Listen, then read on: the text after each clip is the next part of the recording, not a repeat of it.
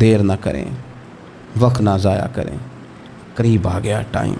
داتا صاحب فرماتے ہیں یہ دو چیزیں، لالچ اور لمبی امیدیں تمہیں غلام بنا لیں گی، کچھ نہیں کر سکو گے، تاریخیں دیتے رہو گے، کل سے، پرسوں سے، ترسوں سے، اگلے ہفتے سے، شادی کے بعد سے، رمضان شریف سے، حج کے بعد سے، نہ دیر نہ کرنا۔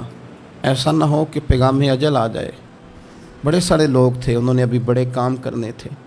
تھوڑے دن پہلے میرے ایک پیار والے بزرگ دنیا سے رخصت ہوئے، تو مجھے کسی صاحب نے کہا کہ آپ ان کے لیے تاثرات لکھ دیں، تو میں نے کہا بس 2 لائنیں لکھ دیتا ہوں، مجھے اور تو زیادہ نہیں لکھا جا سکتا۔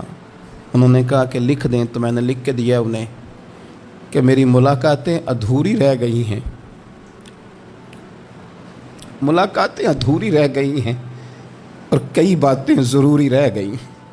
کچھ ضروری باتیں کرنی تھیں، خیال تھا کہ کریں گے، لیکن یہ کب امید تھی، تو ملاقاتیں نا ادھوری رہ گئیں، اور میری کئی باتیں ضروری، اس سے زیادہ کچھ نہیں لکھ سکتا، اتنی سی بات ہے۔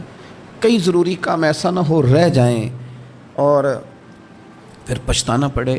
وقت ہے، اس کو غنیمت جان لیں، اس کو غنیمت جان لیں۔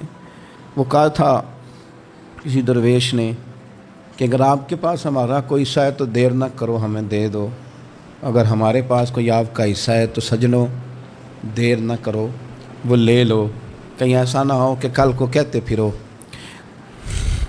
کہ ملاقاتیں ادھوری رہ گئی، کئی باتیں ضروری تھی جو رہ گئی ہیں۔